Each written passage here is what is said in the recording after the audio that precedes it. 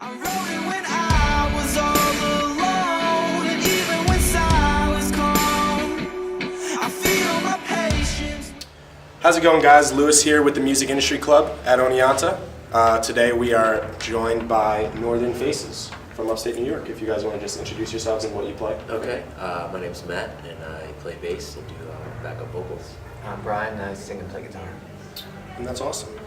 So I was told that tonight is the last night of like a weekend tour for you guys? A week tour. A week tour? Yeah, right, yeah. And how was that run? It was good. It was really snowy. We ran into a big snowstorm that took out 2 of the shows, actually. I guess it was like a state of emergency declared in New Jersey, so that one was canceled. But the shows were really good. We went out with this band, Buried Beds, who I think is on Kevin Devine's record label, and they were awesome. But the shows were really good. And it was just nice to be back out on the road again, too, because we're testing out some new songs. We're writing our full length right now. Awesome. So it was cool to get out there and try some new songs out, and it went over really well. Experiment a bit. Did the weather affect the turnout too much? I don't think so, because the 2 shows really would have affected, got canceled, and the rest went off really well, so. That's at least glad to hear that, you know, the snow can't ruin everything. Right. And it's only a month into 2014, but a lot can happen in a month. So how has the year treated you guys so far? I think really well. We've been working on, like Brian just said, we've been working on a lot of new material.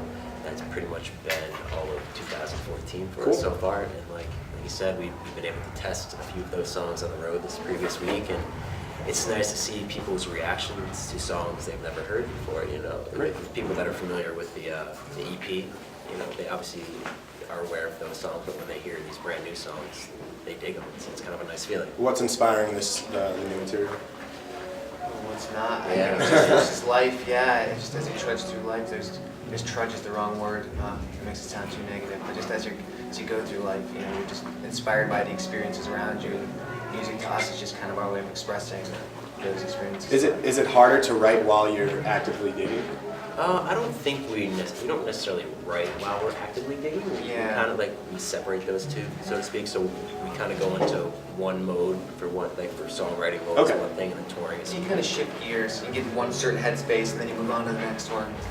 And that's awesome. Is there like a projected date you guys want to have this out by, or? Early fall. I would say September. We're hoping for Labor Day. It should be great. That sounds great. I'm really excited for that. Speaking of material you guys have released, it's been almost a year since you guys signed with Equal Vision. How has it been since you guys have been added to the roster? Really good. Those guys are amazing people, and we grew up listening to a lot of the bands on that label. And we've kind of had a relationship with them in some way throughout the years. Any demo we've ever made, we've sent them, and we've gotten feedback from them. And they're great people, and one of the coolest things about them, record labels right now, turnover is crazy because of the way the industry's going. Right. And they've had the same core group of people for years now, and they're really good people who only care about the music, so they've been fantastic. Yeah, it seems like a lot of bands today are trying to stay away from going major and are staying with the more family style approach. That's a good word for it, because EVR definitely feels like a good family knit group.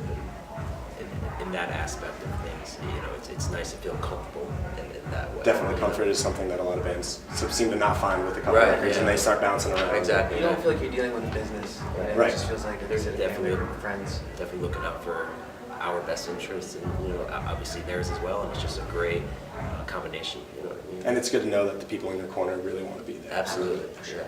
Are there things that you guys dislike about being on the label? Has it affected any of your processes? Like creatively, or I don't say we dislike anything. I mean, there's always going to be some changes when you start dealing with any sort of outside influence. Right. But it's all been really positive. They don't try to affect us creatively in any way whatsoever. You hear those horror stories sometimes. Right. We haven't had that. It's just the utmost of support. They just want us to do it the right way, and it's nice to have people you trust to bounce ideas off of. And that's great to hear. Speaking a little bit on you guys, listening to the bands that you are now label mates with, what was it like last year touring with a band like Say Anything? It was good. It was really good. Really great people. We were very fortunate to be in that situation. I mean, it was really big venues every night. It was the biggest tour we've ever done at that point. And we were out for, I think, like a month with them. And every band on the tour was great. Isley was on that tour, right? Yeah, Harvard. We got Really close to Harvard guys, Yeah. which is fantastic. You know? But it was great, yeah.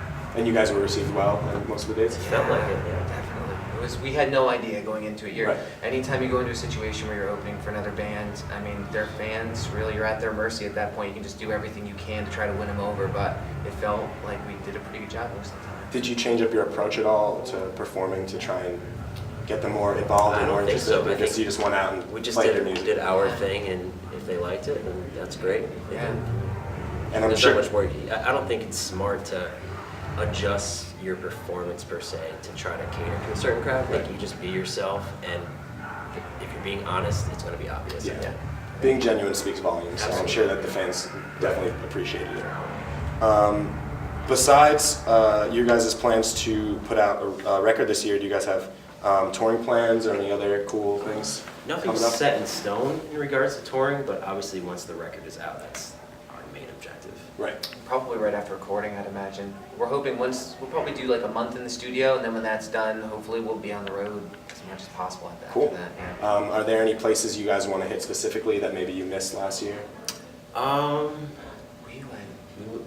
I mean, we didn't play Seattle. That's Seattle, one of the major yeah. cities we Love didn't to get to see play, which Seattle. would be wonderful. Where else did we go? I'd like to go to. We haven't been through Las Vegas yet, actually. We've That'd been be around. cool. That it. sounds like a Yeah. popular place to play. But yeah, this was a good summer between San Anything, and then went out with this band RX Bandits, across the country, back and forth twice with them. So that So was we hit a lot of major markets throughout the entire country. considering that's awesome. before this summer none of us had been. Right, this is our to first time touring Texas, maybe. Yeah, seen the West Coast for the first time. Awesome. It was really cool. And I'm sure you guys are excited to be anywhere but in the tundra that is Oh, upstate yeah. New York Yeah, right now. absolutely. Just to close out, we have a very large population of musicians on our campus that are really active and really passionate. Do you guys have any advice for them as they sort of start to piece together their little... I think your wording fits it perfectly. It's just stay active with it and stay passionate with it. You Yeah. know, I think your passion is going to drive you to be active and just continue that pursuit of things. Yeah. Yeah, I think for us, the biggest lesson we learned was no matter what, you just keep your head down and keep pushing, because you're going to run into a lot of walls, especially trying to work in an industry like Right. this.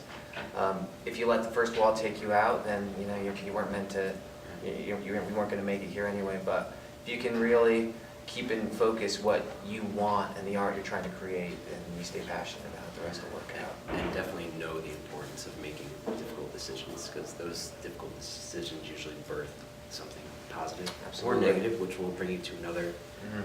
another space where you continue to move forward. Do you feel that it's easier now that you have equal visions to sort of like attack those types of tougher decisions when it comes to I your, think- your music or your The brand as a it band? helps because now we're given more opportunity to make decisions that affect us, because before everything's in your own hands, and I'm sure there's a lot of tools an independent band can use that are at their disposal to help them, but having a resource of people so passionate, and they have years worth of connections, and it's if anything, they've just given us more opportunity to make decisions that are going to help our career.